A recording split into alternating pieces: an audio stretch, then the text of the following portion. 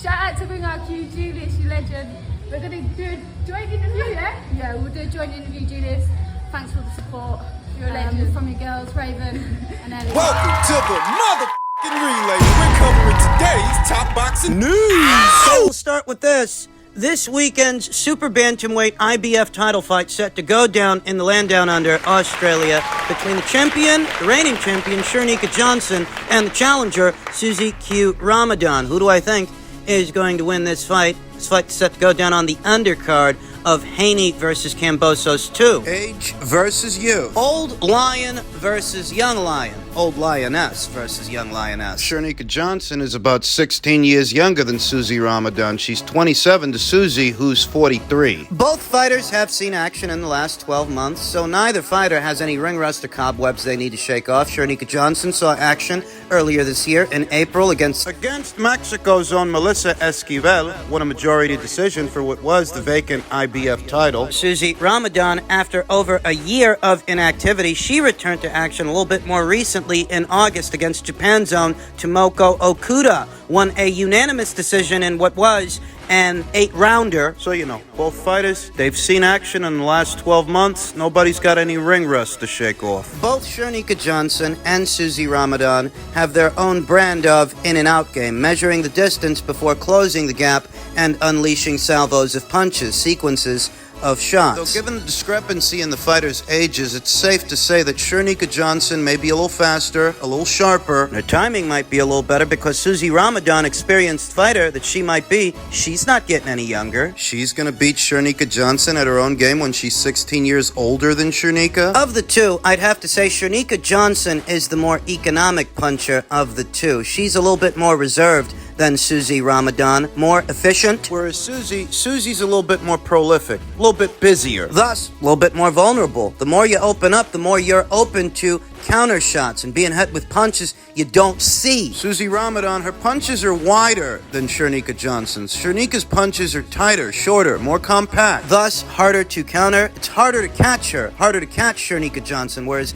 with Susie, Susie's punches are wider than Shernika's and she throws more of them. Thus, there are that many more countering opportunities. I also happen to think Shernika Johnson has the better gas tank of the two fighters. You're talking about a 27-year-old fighter at the peak of her powers against a 43-year-old fighter in the twilight stages of her career. Cardio, the edge. The fighter with the better engine, in my humble opinion, is going to have to be Shernika Johnson. I think Susie Q will tire before Shernika does. I think we'll start to see Susie slow down long before Shernika starts to slow down. Against some other fighters, Susie Ramadan may appear tricky, hard catch, and hard to hit because she does like to move around quite a bit. But in this situation, Shernika Johnson likes to move around quite a bit. She's got her own brand of in-and-out game. She is a little taller, a little longer, definitely fresher, the fresher fighter of the two. I'll tell you what I think. I think Shernika Johnson is going to win a points decision. I think the reigning champion will retain the IBF Super Bantamweight title, and here's why.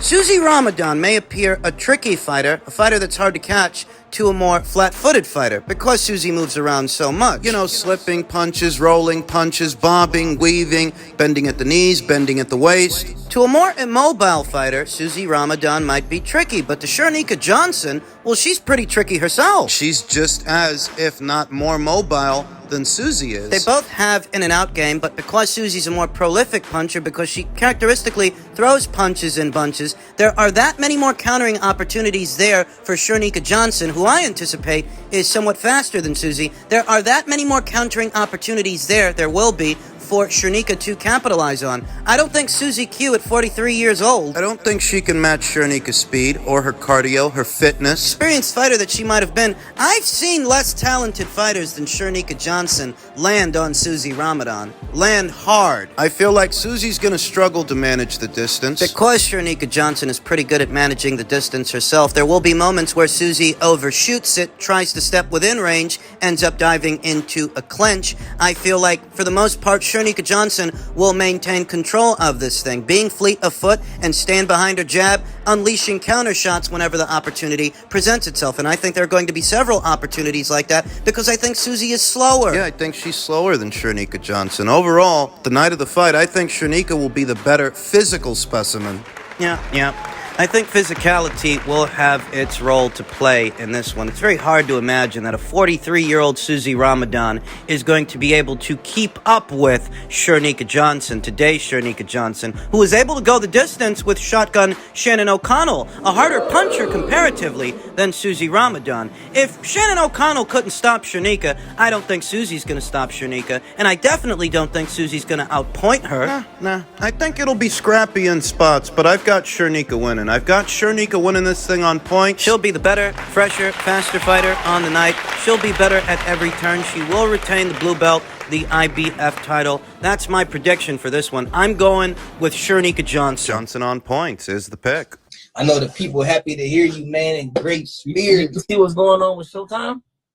What's happening? What the fuck happening? With Man, boxing? Nigga, what's happening? Tell everybody. That shit damn near over with. Showtime? Yeah. How the fuck? They talking about Steven Espinoza done. Man, they saying that boxing shit over with Showtime. What the fuck? Yeah. Yeah. It's some crazy shit going on, man. We about to be fighting on Twitter. Man, we about to be fighting on Twitter. They just almost made snot come out my nose, man. Hey, man. On Twitter? Yeah. Nah, Hey, I be don't funny, say that. dog. Showtime ain't going through shit like that, man. Mm-hmm. I know if everybody knows it's you. Hell yeah, I know, man. It's getting bad, bro. They can't even promise Earl and Terrence no guarantees. The fuck? That's here, boy. Yeah, man. Man, hey Mac, I pray. The crazy thing is, Mac, I was just talking to them folks over there. I told them to let me start that HBO shit back up. Damn, they gonna keep going back and forth. HBO, Showtime. Man, they might as well, because it's looking bad for Showtime right now, and I'm sorry, because I love Espinosa. I love the whole Showtime, bro. Damn.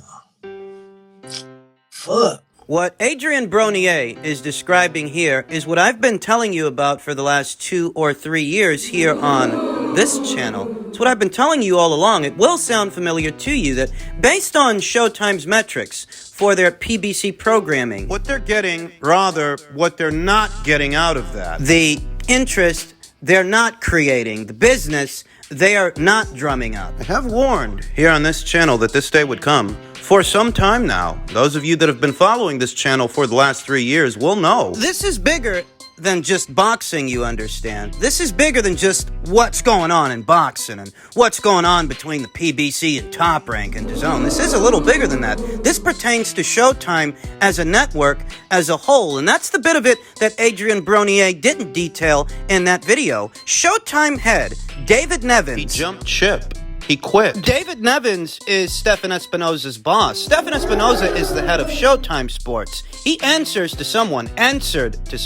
That someone was David Nevins. There is not a place for Showtime anymore in Paramount Global's future revenue plans, one industry insider says. David Nevins' surprise exit as the top executive at Showtime Networks after an impressive 12-year run signals a troubled path forward for the premium cable channel as a standalone brand in the streaming-first, consolidation-focused industry, insiders said. It's not as complicated as it sounds once you sift through the word sandwiches. It's fairly simple. If things are going well at Showtime, why would David Nevins step down? Why would he leave? Nevins, who was promoted only a year ago to Chief Content Officer for all Showtime and Paramount Plus scripted originals, last week announced his plans to depart a company that, according to one individual with knowledge of corporate culture, has become overrun with quote-unquote powerful bros, jockeying for position under CEO Bob Bakish. But the underlying business prospects for Showtime remain challenging, especially... What the hell's any of this got to do with boxing? My previous upload several weeks ago detailed Showtime as a network potentially being absorbed by Paramount. Well, not even the network so much as the network's content. Because Paramount owns all of it anyway. They don't actually need Showtime to distribute it. So in a situation like that, what's likely to happen is Paramount will keep what works and scrap what doesn't. Whatever's bringing them ratings, they'll keep it. Whatever doesn't... They're trimming the fat. The article continues, this should be the curtain call for Showtime. David Offenberg, an associate professor of finance at Loyola Marymount University focusing on the entertainment business, told The Wrap. As Paramount Global works to rebrand under the Paramount name and shift focus to the revenue streams of the future, there is not a place for Showtime anymore. And if there's not a place for Showtime anymore, is there still a place for the PBC? Now we get to the boxing. Not but a few weeks ago, boxing scribe Marcos Villegas detailed that Fox is all but done with boxing. They're not paying for any of those fights that are happening on their platform. What they are doing is deducting a fee, but as far as production costs, they're not even footing the bill. The PBC's paying for that stuff themselves. So if Fox is all but out of boxing, and Showtime... If Showtime as a network is dissolved, and its content that actually does get watched, that actually does move the needle, if its content is moved over to Paramount... If they trim the fat, trim the excess, and only keep what works... Where does that leave the PBC? They may not have a broadcast partner, a network affiliate. That's a problem. Indeed, Showtime exists as something of an anomaly for its parent company, a linear premium cable channel with a record of producing prestige hits under Nevins such as Billions and Yellow Jackets, but that has seen a steady decline in subscribers given the twin forces of cord cutting and streaming. Already, there are reports company executives are considering how to merge Showtime into Paramount Plus. A representative for the company didn't respond to requests for comment. Like I said, it's not as complicated as it sounds. It's simple, really. Showtime is under grave threat of being dissolved. In a situation like that, they've got to focus on surviving as best as they can. They'll keep what works and scrap what doesn't. Shed the excess. Showtime as a network, what drums up subscriptions for them are mostly their shows, their TV shows, their story-based programming, not their boxing. Their boxing isn't pivotal to their bottom line. Looks a lot like excess. And when the numbers you're bringing in for your boxing content aren't anything to write home about, in a situation like this... Showtime ain't got time to worry about the PBC. You heard what Adrian Broner said. This is why he's saying Showtime may be done in boxing. This is what he's talking about. That's what's going on over there. While content creators on YouTube try to convince their subscribers that business is booming at Showtime based on guys like Gervonta Davis. I've been telling you for years there on the channel that everything that glitters ain't gold, and they're in store for rough seas because their metrics don't look promising. Their box office metrics for what fights they bill as pay-per-views, and even their regular fights on regular Showtime. The writing's been on the wall the whole time. You just didn't want to read it. The day of reckoning is almost here. Streaming wars may claim another victim as reports say Paramount is considering merging its Showtime offering into Paramount Plus. Hi, Keiko. That's right. And those reports have only been fueled by the latest executive departure at the company. David Nevins, who has run Showtime since 2016, will be exiting his role at the end of the year. And that shakeup suggests that Paramount is open to revamping. Showtime obviously has created some top series like you're seeing on your screen, Billions, Yellow Jackets, Dexter, among others. And the company can really leverage that programming to boost Paramount Plus subscribers. Currently, Paramount Plus has 43.3 million subs with the expectation to reach 100 million by 2023. The exact number of Showtime users is unknown, but across all of its properties, Paramount has about 64 million subscribers. So clearly Paramount Plus is the driving force on the streaming side. Paramount CEO Bob Bakish confirmed last month that these talks were happening as the company looks toward the future. Cord cutting obviously accelerating. Showtime lost about 500,000 100,000 subscribers in Q1, according to the CEO. So this is something that we've seen really across the sector as these platforms look to scale, look to compete. We have the combination of HBO Max and Discovery happening this summer. Starz is aiming to separate itself from Lionsgate to merge with other content providers. So consolidation is really just the name of the game at this point, especially as the streaming wars come to a head. But I have to shout out that next week we'll be discussing this and much more with Paramount CEO Bob Bakish during the Yahoo Finance All Markets Summit. So make sure to tune into that. Akiko, I'm very excited to talk to him because considering the news that we've been getting the past few weeks, there's a lot going on in this industry. I tell you that this is bigger than just boxing, bigger than just the PBC. You must understand that this pertains to the platform itself. Where boxing ranks in a situation like that is likely the very bottom